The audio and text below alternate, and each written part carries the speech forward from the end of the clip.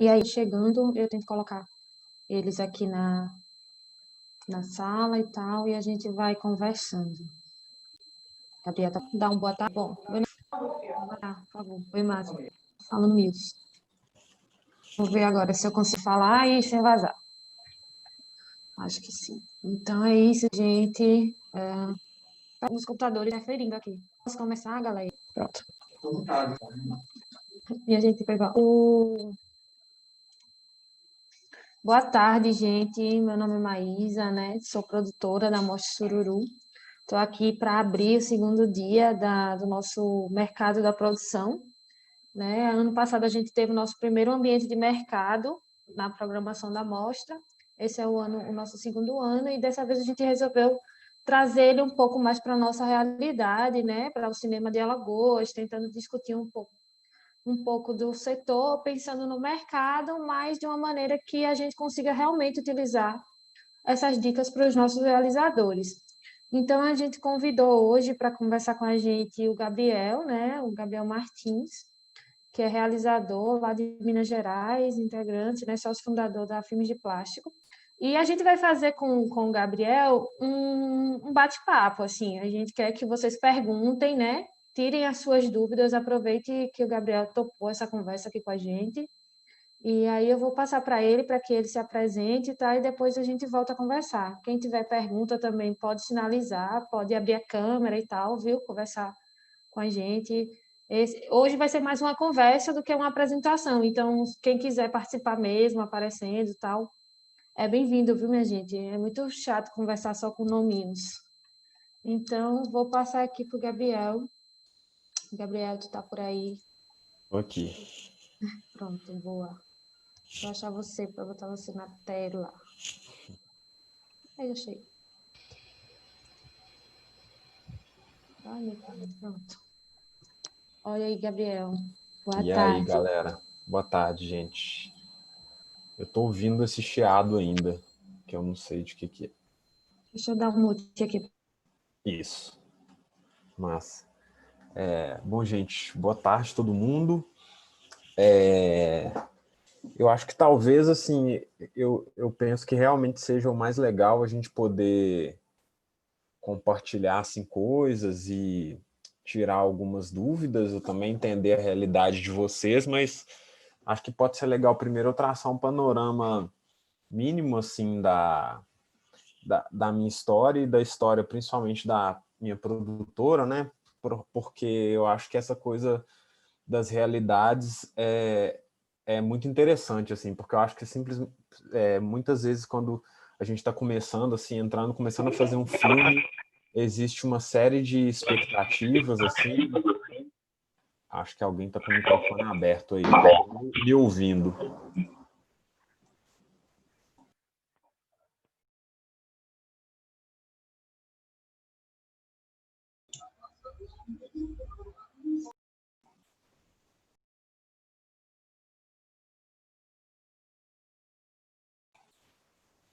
Estão me ouvindo? Tá. Mas aí eu acho que quando a gente está começando, às vezes tem uma certa expectativa ou uma falsa visão do que é de fato o mercado ou o cinema brasileiro, ou as possibilidades. E eu acho que pode ser uma conversa boa para eu passar um pouco de algumas coisas que eu vivi, assim, e talvez até de algumas coisas que eu estou vivendo, que todo dia acaba que é um dia novo, assim, né? Acho que para começar é legal dizer, assim, do cenário quando eu comecei, que foi ali por volta de 2005, 2006, eu estava entrando na faculdade de cinema, mas em 2006 especificamente foi quando eu entrei na faculdade de cinema, mas eu já estava, eu criei com uns amigos uma revista de cinema chamada Filmes Polvo, que a gente escrevia sobre críticas de curtas, de filmes, a gente cobria vários festivais. E acho que essa talvez foi a primeira entrada assim real mesmo de entender o que é o cinema brasileiro, o que é, enfim, essa experiência de realização de pessoas, o que é um festival de cinema, o que envolve. Na minha cabeça, enquanto realizador naquele momento, eu teria que fazer filmes sem editais, Naquela época não existiam muitos editais disponíveis, dos quais eu tivesse acesso, né? Eu tinha muito pouco conhecimento, eu acho que era pouco divulgado, e o meu entendimento era de que não era para mim, assim, de que era para poucas pessoas, que era um jogo de cartas marcadas. Isso se estendeu por muito tempo, e eu e meus amigos, a gente acabou decidindo fazer os nossos próprios filmes. Assim, em 2006 foi quando eu conheci o Maurílio, que é sócio da Filmes de Plástico. Eu já conheci o André, e ali em 2009 a gente fundou a Filmes de Plástico. A gente tinha essa vontade de criar uma produtora que a gente pudesse assinar esses filmes que a gente estava querendo fazer juntos, assim. Não existia no início nenhum tipo de manifesto assim sobre o que a produtora seria. O nosso primeiro filme, que é o filme de sábado, foi um filme todo rodado na minha casa, assim, na minha rua. A gente tinha essa vontade de fazer coisas mais simples, com que a gente tinha acesso por uma questão prática mesmo, assim. Então, filmar em casa ou na porta de casa, utilizar atores próximos, pessoas que a gente conhecia ou pessoas que não tinham atuado ainda. Então a gente, enfim, construiu esse caminho pensando numa simplicidade prática mesmo, pensando em algo que seria fácil de fazer, que a gente não precisaria de permissão de ninguém, que a gente não precisaria de um aval de um edital. Isso significaria também que as ideias teriam que ser de fato simples, né? Porque eram equipamentos emprestados, não dava para gastar dinheiro, a gente não tinha como botar um dinheiro do bolso assim grande para poder fazer os filmes, né? E ali por volta também, curiosamente, de 2009, 2010, apareceu um edital chamado Filme em Minas, e foi onde eu ganhei com o projeto do Dona Sônia. Dona Sônia pediu uma arma para o seu vizinho Alcides, e aí foi quando a gente fez um primeiro filme com um orçamento, na época era 80 mil. Curiosamente, nessa mesma época, no mesmo ano, alguns meses depois, a gente rodou Contagem Sem Orçamento, e que foi o nosso projeto de conclusão. Isso foi 2010, e foi engraçado que os dois filmes foram rodados muito próximos e com estruturas muito parecidas. Assim, a diferença é que um deles teve cachê de fato para todo mundo e um pouco mais de liberdade. O que foi uma coisa muito interessante também, que a gente levou junto com a gente essa possibilidade de manter assim uma certa integridade, manter um modo de fazer independente do nível de dinheiro que a gente teria, assim. A gente aprendeu a conseguir tirar meio leite de pedra, fazer muito com pouco. Isso nos acompanhou por todos os nossos projetos, assim. Desde então, a gente seguiu fazendo filmes com baixíssimo orçamento até ali 2013, só que depois começou a virar uma realidade pessoal de cada um e também da produtora, que a gente pudesse de fato se sustentar de cinema, porque nesse meio a gente ficou fazendo esses filmes, mas assim, eu trabalhei um tempo como editor numa televisão da Rede Minas, tive outros trabalhos fazendo freelancer sempre, assim. Então o cinema não, por muito tempo, não foi uma fonte de renda. E aí a gente começou a entender também, buscar entender o que significaria os editais, o que significa, como que você quebra esse sistema que até então não era para a gente, de longa, por exemplo, né? E que é difícil mesmo. Por exemplo, o nosso primeiro longa da Filme de Plástico, Ela Volta na Quinta, foi um longa feito com dinheiro de curta. A gente pegou os 90 mil reais que a gente ganhou, fez uma equipe de 6 pessoas e durante 15 dias a gente filmou ali dentro da casa do André, com a família dele. E isso, conseguimos circular com o filme como longa-metragem e tal. E isso fez com que a gente tivesse um longa no currículo, né? O que nos deu um pouco mais de pontuação, que nos deu um pouco mais de credibilidade. E a gente teve sorte também. Eu depois quero escutar talvez como isso impactou vocês ou que leitura vocês fazem do momento em que começaram a surgir os editais de arranjos regionais, né? Que era um edital que não existia quando eu comecei, mas quando eles surgiram, para quem não sabe, surgiram dentro do fundo setorial, era um dinheiro que era destinado a estados, né, e para realmente tentar descentralizar de Rio e São Paulo as possibilidades financeiras de se fazer um filme. Isso deu alguma vantagem, ou conseguiu deixar editais regionais mais robustos, ou dentro dessas regras mesmo, né, da competitividade nacional, fez com que projetos de fora do Rio e São Paulo tivessem também chances, né? Isso eu vi beneficiar várias regiões do Brasil, né? O que foi muito interessante naquele momento, assim, de realmente começar a pulsar essas realizações. A gente aqui, mesmo estando no Sudeste, a gente nunca fez, de fato, parte desse eixo, né? A gente nunca teve um caráter robusto de financiamento aqui em Minas Gerais, sempre foi baixo o financiamento de longas-metragens, de curta-metragem, muito menor do que Pernambuco, por exemplo, né? Apesar que Pernambuco é um exemplo bem específico, né? Mas a gente está longe de ter esse orçamento e até hoje é uma briga. Então, assim, eu acho que eu tentaria resumir um pouco a nossa trajetória como sendo uma trajetória de quem realmente correu para poder fazer os filmes do jeito que queria, e a gente conseguiu, de alguma forma, construir algum nome a partir dessa corrida mesmo, assim, né? Que eu acho que foi fazer filmes do jeito que dava e conseguir alcançar, passar em bons festivais, ganhar prêmio. E acho que, de alguma forma, mais do que esse resultado final, era deixar a gente feliz, né? Fazer filmes que a gente queria fazer. Uma coisa que eu acho que é interessante falar sobre... Eu gosto de falar sempre disso, assim, de por que eu vejo um discurso hoje, né? Aí eu quero ver como vocês também se posicionam em relação a isso, porque a gente se encontra num momento terrível para o cinema, né? Do ponto de vista de financiamento público. Eu acho que todo mundo está sabendo disso. E eu sempre reforço que hoje existe, de algumas pessoas, eu vejo vocalizando uma certa esperança em financiamento privado dos filmes, né?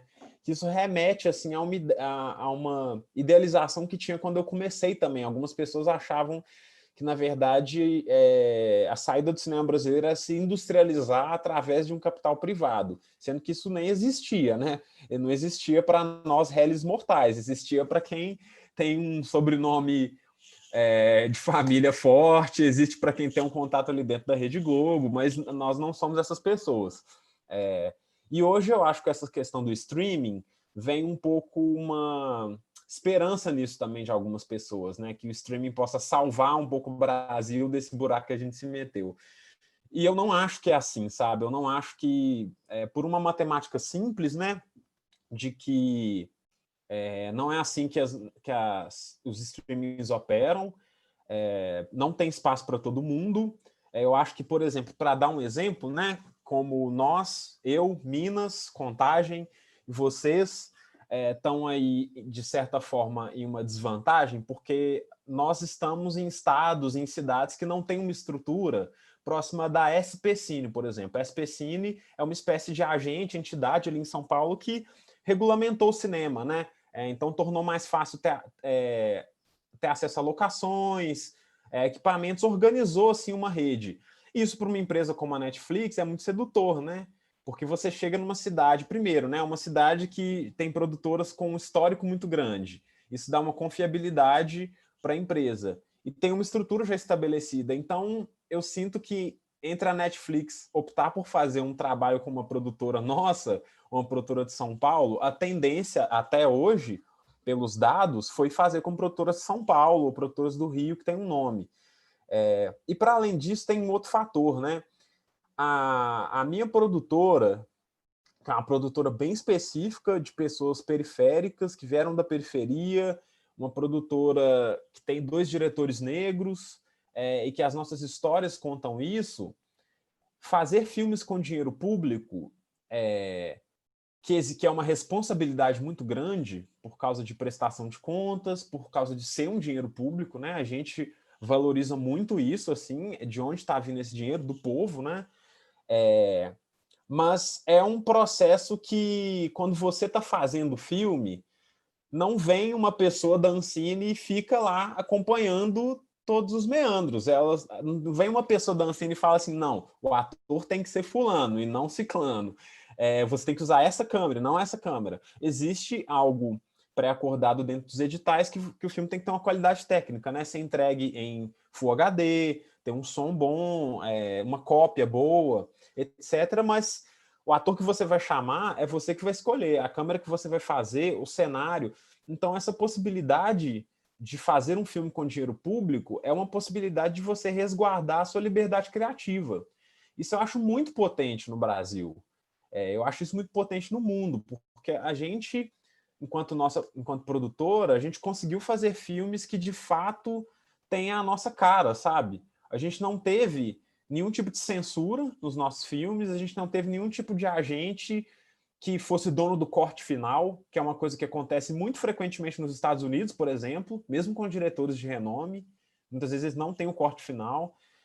Então eu acho que a gente consegue ter uma trajetória, obviamente, isso eu estou levando em conta situações específicas de cada momento, né, da política brasileira, a gente está à mercê disso, e também de editais que sempre precisam melhorar, né? Precisam dar mais chance para quem está começando. Os editais de curta-metragem em âmbito federal diminuíram muito nos últimos anos. Então, assim, várias situações que eu acho que certamente deixam a gente muito desconfiado, né, dessa fonte pública, porque a gente está muito à mercê de movimentos políticos, mas, dito isso, isso garante que você possa experimentar com liberdade. Eu acho que isso permite com que você possa fomentar um mercado fora do padrão. Quando a gente pega um filme como No Coração do Mundo, que é o nosso último longa, e faz ele todo na nossa periferia, a gente está botando uma grana lá, sabe?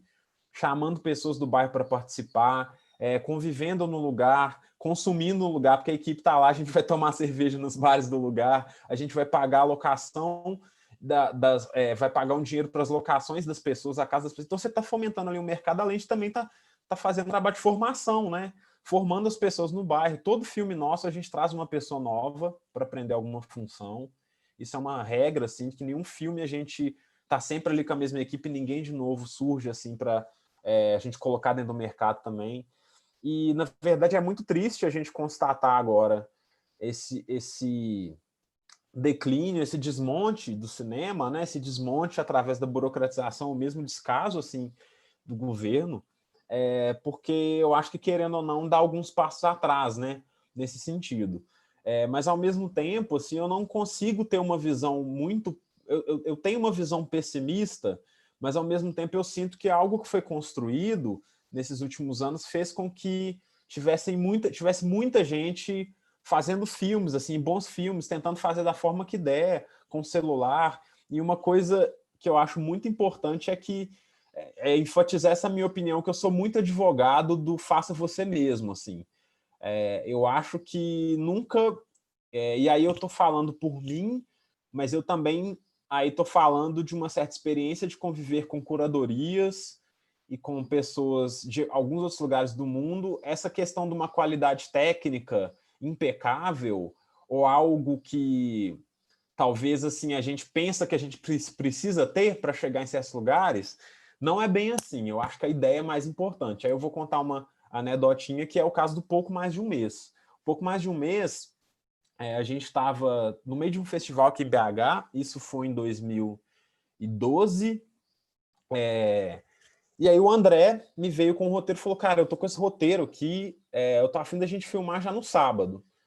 O André, na época, estava começando um namoro com a Élida, e o filme, para quem não viu, é um filme sobre o começo do relacionamento dos dois, um curta-metragem.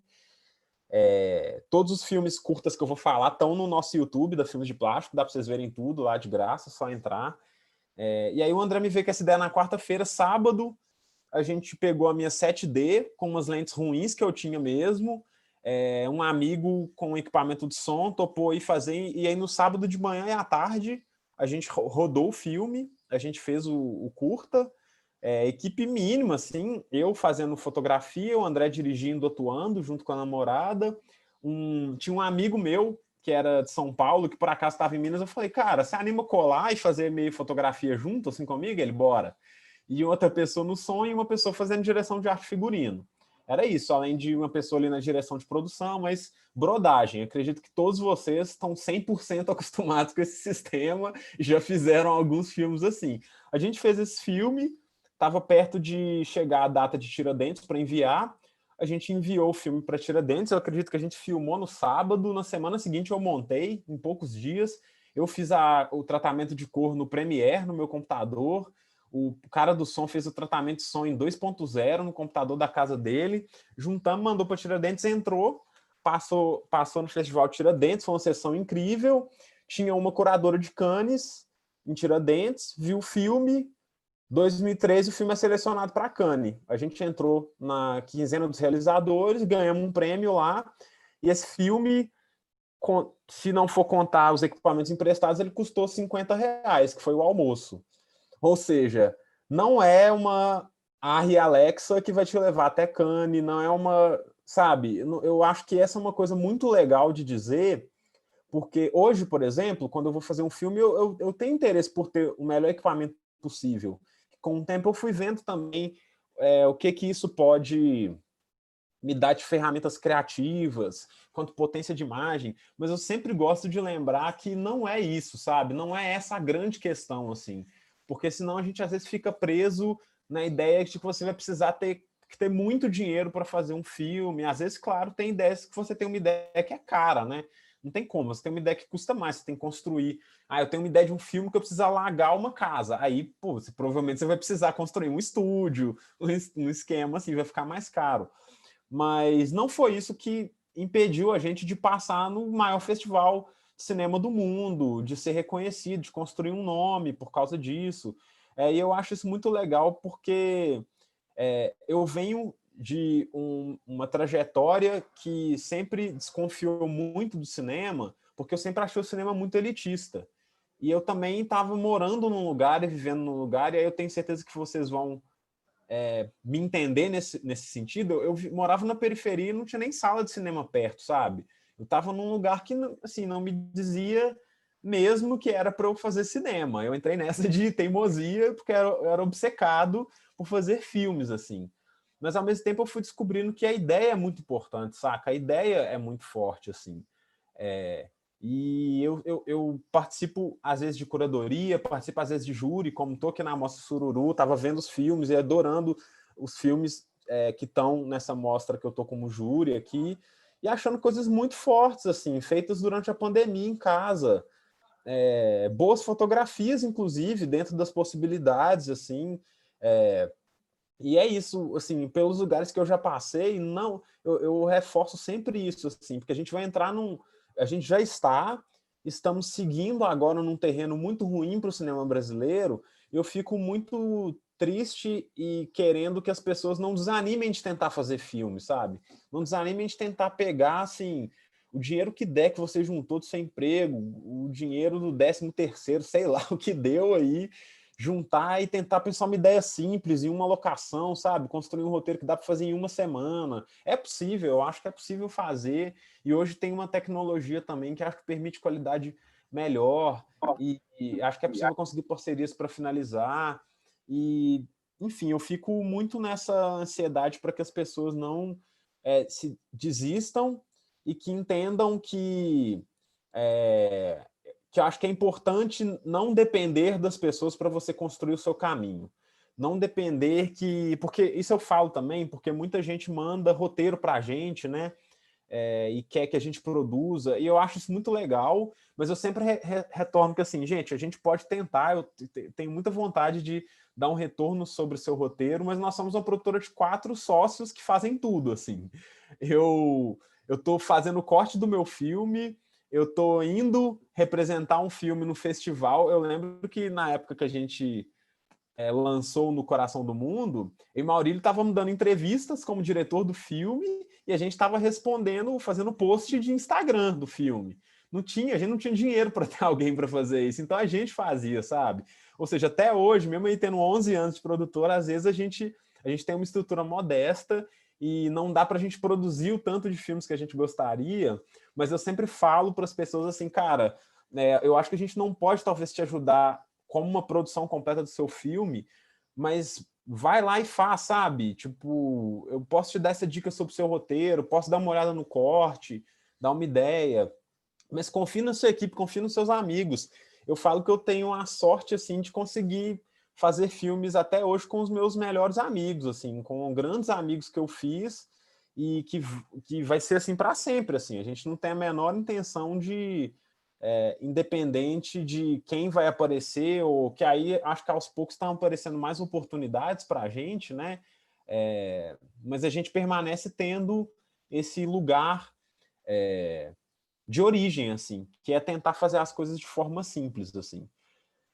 Eu não sei se já vale abrir, assim, para pessoa. Porque, assim, eu tenho uma forma de conversar que ela vai pegando tangentes, assim.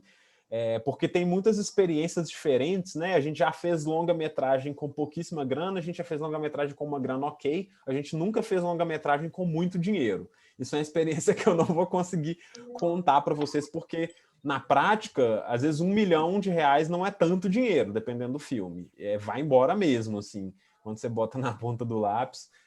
Mas são experiências diferentes. Então, não sei se a gente pode abrir, porque eu também quero muito entender uma expectativa de vocês do que vocês têm quanto ansiedade, qual que é uma dificuldade maior de entender desse sistema. Vocês também... Estou vendo que tem gente que está escrevendo experiências aqui também, aí acho que pode ser legal, né? Já que é um debate, abrir, Sim. e aí, a partir das provocações, eu vou entrando em outros assuntos também. Massa. Vamos abrir. Quem quiser fazer alguma pergunta pro Gabriel, por favor, se manifeste aí, diga oi, eu quero alguma coisa. Mas, Gabriel, massa ouvir tua experiência, porque ela é parecida, eu acho que com todo o setor audiovisual de Alagoas, assim. A gente, como você perguntou dos arranjos regionais, a gente começou a acessar os arranjos regionais em 2016 só, Alagoas. Então, já pegamos a raspa do tacho, né? Quando o Brasil todo já tinha feito vários editais. Alagoas lançou o primeiro edital em conjunto, né, com as entidades municipais e estaduais. Em 2016, então a gente acabou de lançar o primeiro longa com verba pública, né, que é o Cavalo, primeiro longa alagoano, que tem verba dos editais públicos, desse arranjo, também dos arranjos regionais. Então, em Alagoas, a gente está vivendo agora um momento diferente, porque a gente está para receber, mas não sabe, né? A gente não sabe nem se tem Ancine, se tem vida, se tem nada, porque no final do ano passado a gente premiou um edital do município de Maceió, em parceria com a Ancine, de 6 milhões, que para a gente é um valor histórico, e dele vai sair 2 longas, se eu não me engano, 4 telefilmes, 15 curtas, uma coisa assim. E também está com a promessa do Estado também lançar um de 8 milhões, mas é uma promessa bem promessa. E Sim. agora a gente está entrando com a verba aí, amanhã sai o resultado aqui de Alagoas, dos editais da Lei Aldir Blanc. Então, eu acho que ano que vem vai ser um ano de bastante trabalho. E a maioria das produtoras tem essa mesma... Pelo menos eu, por exemplo, como realizadora, me identifico muito com o teu relato, porque eu sou dessa de fazer com o que eu tenho, assim. Também fiz filme com celular esse ano já, na pandemia, e foi uma experiência muito massa para mim, porque e acho massa você, vamos dizer assim, incentivar a galera a fazer isso também. Então, tem gente aqui já querendo fazer pergunta, eu acho que o primeiro é o Léo, depois é o Samuel. E aí a gente conversa mais. Vai, Léo. Alô, alô, estão ouvindo ok? Infelizmente eu não posso colocar meu vídeo porque o celular está tipo carregando, aí vai o PC não tem câmera, foi mal. Eu também, como a Isa falou, também não gosto de falar sem estar com a cara mesmo assim, tal. Tranquilo. Mas como tipo, por essa proximidade, né, entre Alagoas e Minas, assim, uma dúvida que eu acho que meio que permeia muitos de nós assim, é sobre tipo aquela não é uma pergunta que eu acho que você tem uma resposta direta, mas que eu acho interessante para a gente conversar sobre, assim, que é sobre essa questão, tipo, trabalhar com o cinema em si, meio que, entre aspas, só com o cinema, sabe? Tipo, caminhos para se conseguir viver realmente de cinema, assim, sem precisar ter um outro trabalho, só poder fazer cinema no final de semana, ou etc, assim, sabe? Tipo, como é que essa relação, assim, para esses estados como nós, que não tem essa especina da vida, assim, tal, essa profissionalização, né, de certa forma, assim. Sim. Não, excelente pergunta. Primeiro, assim, né, eu acho que depende aqui em Minas, eu acho que vocês vão viver isso brevemente pelo relato que acabaram de falar dos editais, né, espero, né, que dê tudo certo, e aqui a gente teve anos bons, né, de cinema, e anos ruins, mais recentemente. Em anos bons, as pessoas conseguiram emendar um trabalho em outro, técnicos, assim, né? Então, acho que teve pessoa que conseguiu fazer, às vezes, 2 longas e uma série em um ano, e conseguiram se sustentar, que acho que também, assim, talvez como aí, mesmo salários que não são incríveis de cinema, numa cidade que não tem um custo de vida tão alto, né? Isso rende mais, né? Eu fiz uma escolha por ter uma vida mais barata, morar num lugar que não tem um aluguel tão caro, entendendo muito essa falta de fluxo do cinema, né?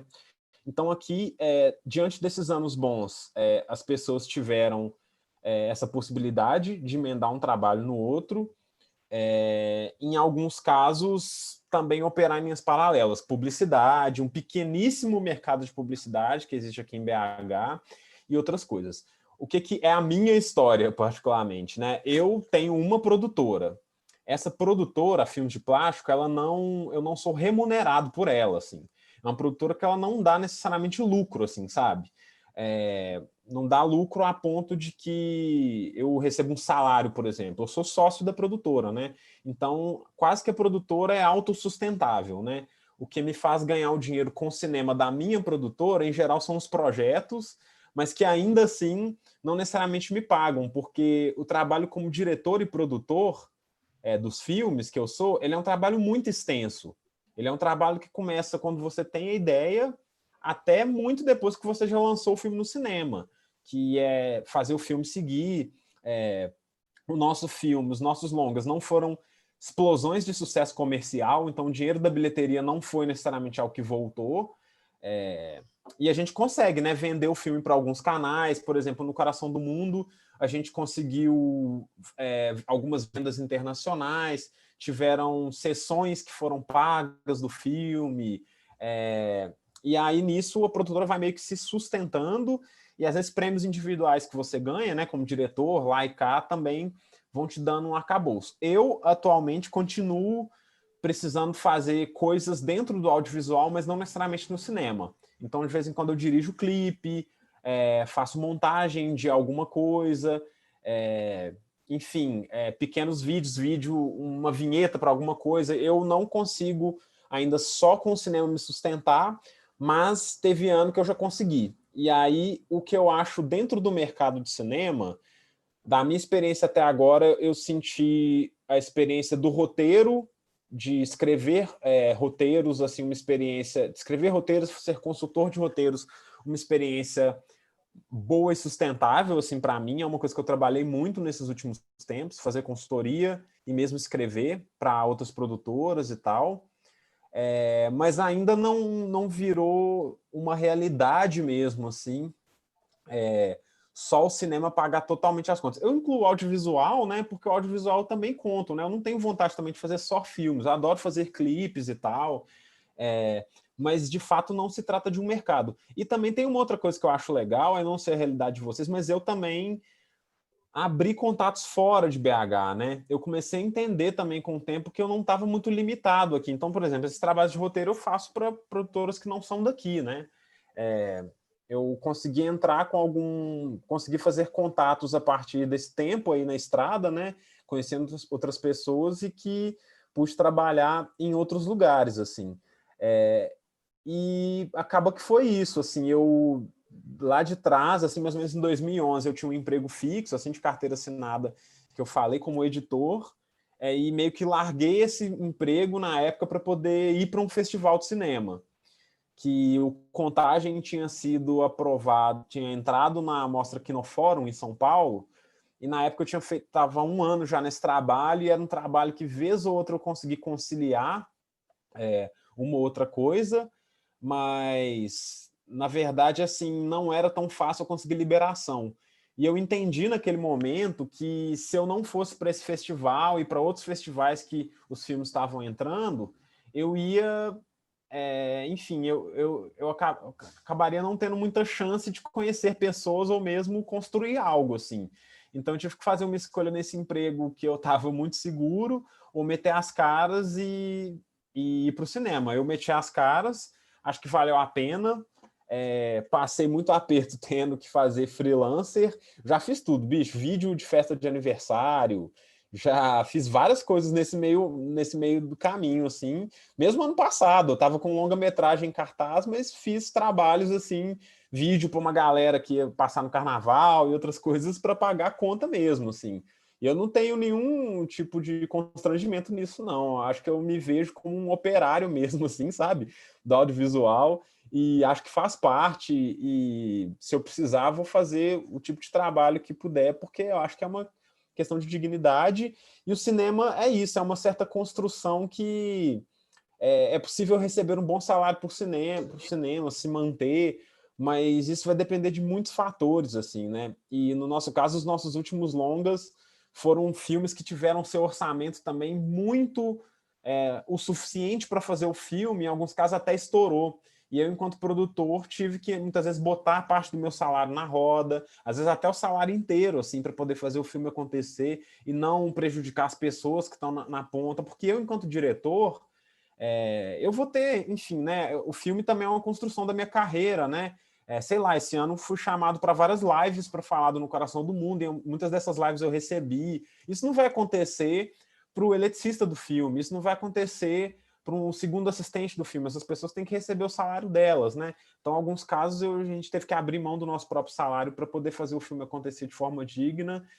Então, assim, é difícil dizer o quanto que o cinema, de fato, consegue pagar as contas, mas eu sinto que se a gente tivesse esse fluxo melhor de editais, se vocês tivessem, por exemplo, editais como esses que vocês estão falando agora com maior frequência, eu acho que seria possível para mais pessoas viverem de cinema, porque na época que isso estava um pouco no auge, eu mesmo aqui em Minas, sendo um mercado a princípio desfavorável, eu lembro das pessoas estarem trabalhando, sabe? Às vezes a gente tinha até dificuldade, a gente teve em alguns filmes nossos, a gente trouxe gente de fora assim para fazer o filme, porque as pessoas de Belo Horizonte estavam filmando, assim, eu achei muito legal, né? Mas isso depende um pouco do contexto do cenário, porque num cenário como a gente teve, esse ano é uma coisa específica de pandemia, né? Mas ano que vem, provavelmente, ano que vem eu acho que será um ano que mesmo se rolar vacina e puder filmar, eu acredito que não vão ter muitos projetos. E aí dificulta, né? É uma baixa mesmo de mercado e acaba que as pessoas não têm muito para onde ir. Então, eu não sei se eu consegui responder sua pergunta, mas acho que é só dar uma Respondeu perspectiva um sim, pouco foi massa. de experiência, assim, que eu sempre fui muito faz tudo, cara, desde lá de trás. Então, eu sempre trabalhei com montagem, eu sempre escrevi roteiro, eu sempre trabalhei com um pouco de efeitos especiais, um pouquinho de animação. Então, assim, eu fui meio obcecado lá atrás, porque eu queria muito poder viver disso assim mesmo, sabe? Da forma que desse. E a minha escolha de vida nesse momento, assim, enfim, eu tenho uma filha, né, agora, nascida na pandemia, né, uma coroner, da geração coroners, então eu tenho mais responsabilidades, eu vivo uma vida mais simples, mais barata, para que eu também não tenha que ficar desesperado se tá um momento dessa mais embaixo, assim, de mercado, né. Valeu. O próximo é Samuel. Samuel, tá por aí? Alô, oi, Opa, tudo bem? Você está me ouvindo? tô ouvindo. Ah, ótimo. Então, eu sou o Samuel, sou daqui de BH e Birité também. Vamos até rodar um filme agora com o Russo, que atuou em Temporada, No Coração do Mundo. Vai sair agora Massa. Cláudio Blanc, finalmente, bem feliz. A minha pergunta é assim, a gente sabe quais são esses editais que estão nesse ciclo acontecendo, tipo, aqui em BH, por exemplo. Tem BH nas telas, não tem filme em Minas mais, então a gente já sabe mais ou menos qual que é esse ciclo da nossa região, assim. Você vê a possibilidade de, para curta-metragem, entrar em editais gringos, pegar essa grana gringa para fazer edital também, ou não é uma realidade muito real? É isso. Massa. Cara, inclusive logo antes de entrar aqui, eu estava falando com o Russão, acho que inclusive sobre esse projeto de vocês aí, que eu vou dar uma colaborada aí com uma indicação de alguém para fazer a cor do filme e tal, mais barato. Mas que massa. Eu acho assim, eu tenho percebido de alguns editais gringos voltados para questões específicas, né, ou para grupos específicos, editais voltados para desenvolvimento de filmes por pessoas negras, alguns trabalhos de residência, né?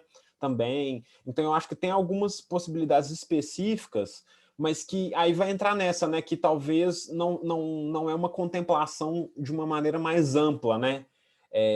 Que seria de fato algo muito aberto, assim, né? Eu acho que tem também muitos... Internacionalmente, eu acho que o panorama, não vou dizer que é favorável porque é muito concorrido, mas o panorama é bem repleto de editais voltados, editais de laboratórios de desenvolvimento, que talvez possam dar uma primeira grana para um projeto, o Huber Baus e vários outros que você vai entrar aí com um projeto. Agora em Roterdã saiu o resultado hoje do Cinemart, né? Que é uma rodada de mercado que você vai para conhecer as pessoas, muitas vezes tem prêmios. Aqui a gente tem o Brasil Cinemundo, que tem um formato parecido, mas no cenário de curta-metragem, eu realmente não sei se eu consigo falar muito sobre fundos muito específicos destinados a isso, assim, porque, infelizmente, existe uma lógica ainda do curta-metragem como não parte de um mercado, né? E eu acho que foi isso que levou, inclusive, à falência desses editais nacionais de curta-metragem. A ideia é que curta-metragem não é lucrativo de alguma forma, né? O que não pode ser lucrativo, o que talvez nem acho que era para entrar na discussão, né? Acho que é uma questão de representação artística. Então, o que eu sinto é que, dentro desse panorama, eu acho que o curta-metragem eu vejo como um lugar mais forte de utilizar essa exibição como uma plataforma mesmo, né? Porque eu acho que, às vezes, a gente dá uma desanimada também, né? Com as coisas de curta. Por quê? Os editais gringos, muitos deles cobram FII, né? Cobram uma taxa, né? Para você inscrever. Aí, pô, você vai pagar 30 euros para inscrever um festival, se você nem sabe se você vai entrar, né? Acaba sendo difícil, mas eu posso dizer que abre caminhos também, sabe? Quando acontece assim. Eu acho que é uma possibilidade. Eu tenho alguns amigos até aqui em Minas, assim, um deles é o Rodrigo Meirelles, lá de Lafayette, que é um cara muito massa, que está em Lafayette, fazendo os curtas lá, com baixíssimo orçamento, e ele conseguiu se habituar a essa rotina de distribuição de filme, assim, de mandar para tudo quanto é festival, e os filmes dele rodam, sabe? Rodam bastante, ganham um prêmio lá e cá, a ponto de pagar o curta, sabe? Ele conhece gente pra caramba, e às vezes ele não necessariamente a gente também fica nisso, né? Não passou em Cannes, não passou em Roterdã, em Clermont-Ferrand, eu desisto. Mas, assim, tem muitos festivais que vão te dar oportunidades muito legais, assim. Acho que às vezes a gente olha pouco para a América Latina, a gente olha pouco para o continente africano, os festivais que tem lá, assim. Eu acho que tem muitos lugares interessantes que a gente pode distribuir os filmes e, às vezes, conseguir fazer algumas pontes, assim, né?